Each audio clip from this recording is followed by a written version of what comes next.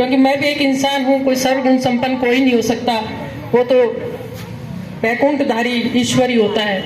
लेकिन क्योंकि गुरु और शिष्य का संबंध निस्वार्थ होता है, वहां पे अगर शिष्य गलती भी करता है तो गुरु उसको क्षमा भी करते रहते हैं। तो उसी तरीके से मैं आज आप सबके सामने ये वचन देती हूँ कि मेरे अध्यात्म के और मेरे जो जीवन चरित्र के जो गुरु हैं वो तो मेरे हैं ही, मेरे पिता भी मेरे लिए गुरु हैं, बहुत बड़े गुरु हैं, क्योंकि जिन्होंने मेरे को अच्छे संस्कार दिए, अच्छी ऊंचाइयां दी, उनको तो मैं मन ही मन, जैसे आप लोग भगवान को याद करते हो वैसे मैं मेरे पिता को याद करती हूँ, मेरी माँ को याद करती हूँ। वैसे ही मैं राजनीतिक क्षेत्र में, सामाजिक क्षेत्र में मैं इन गुरुदेव को याद करती हूँ। और मैं आप सबके सामने ये वचन देती हूँ कि जैसे चंद्रगुप्त ने चाणक्य को स्थान दिया था और सिकंदर ने अरस्तु को दिया था, वो स्थान मैं इन्हें अपने राजनीतिक क्षेत्र में दूंगी।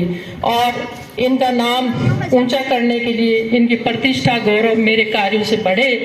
मैं परमपिता परमात्मा से यही प्रार्थना करूंगी कि मैं ऐसे कार्य संपादित करूं कि मेरे गुरु का मान बढ़े और मेरे गुरु का नाम इतना बढ़े कि सब लोग कहें कि भाई ये कहाँ से तो आप लोग भी गर्वित महसूस करें। ये एक छोटी सी रूपरेखा है। बाकी मैं आपसे ये कहना चाहूंगी कि अब क्षेत्र विषय पे आ जाते हैं कि ये जो आपका सुंदर सिंह भंडारी नगर है, ये बी ब्लॉक है, ए ब्लॉक उधर है, लेकिन ये ए और बी हमारे लिए सब बराबर है।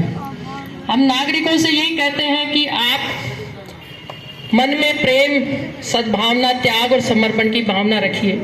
ये पूरा देश ही आपका है, कोई कॉलोनी, कोई क्षेत्र, कोई वार्ड।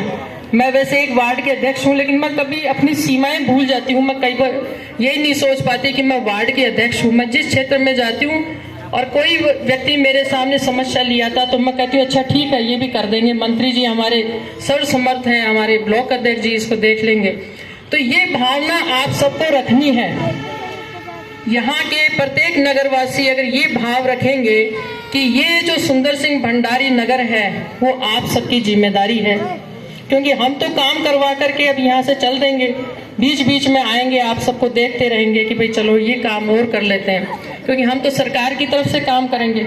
लेकिन आपकी जो विशेष जिम्मेदारी है वो ये है कि आपका ये पूरा जो क्षेत्र है वो किस प्रकार से ऊर्जावान बने, उत्साहित रहे, और उसके लिए आप सबको त्याग और समर्पण करना पड़ेगा।